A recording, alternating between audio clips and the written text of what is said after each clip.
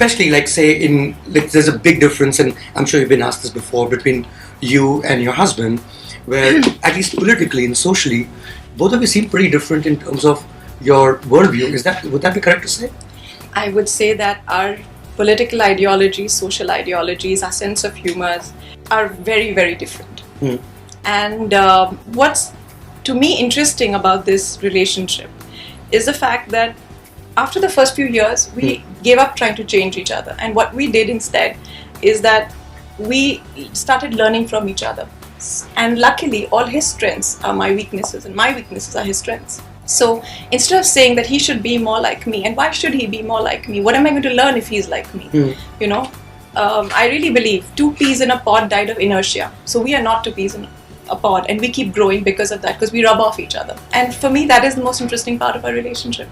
But what about political views? Do you feel the need to sort of influence him, or he feels? No, I feel the need to voice my political views, and he feels the need to voice his. But aside from that, he's free as anybody else. I mean, I can't influence you, and I should not influence you. I will definitely tell you what I think. But beyond that, it's up to you. Just because I'm in a relationship with you, a very intimate relationship, you're the father of my children, that still doesn't mean that I need to influence you in any way. I think that's where marriages fail, because you keep trying to change the other person into a clone of you. It's not possible.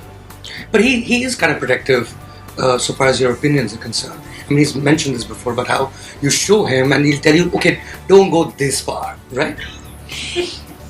Okay, so you have to see we have 2 different brains. My brain is like clothes thrown in a washing machine. It's whirling, chaotic. His thoughts are neatly folded in the closet of his mind. I need his stability to hem me in. He needs me to push him out of his comfort zone. So when he comes and he tells me that, I think you have to be a little careful. Why do I feel like I'm reading a column of yours? Is this exactly like fully worded? Sorry. I'm smart. You don't get to meet many people as smart as me, I guess. We'll get to that. I have a question to that too. Yeah. So I feel that in that situation, he's trying to protect me from the fact that we'd have people coming and throwing stones. Right. At our house or doing something like that. So that's about it. And I appreciate that, because really I would sometimes get into a lot of trouble on my own. I had some elderly lady who met me in a hospital when I was waiting for my mother-in-law's test, who kept coming and asking me, what do I have against Yogi Adityanath? And I'm like, ma'am, and I'm standing up because she's old, and I'm like, this is really not the right time to talk to me about this. I'm in a hospital waiting for some test results. But she was like, that's not correct. What do you have to say about Yogi Adityanath? Right. Right now I have nothing to say, here's an oxygen I didn't use the mask. word no. I don't know if she was, but right. she was there.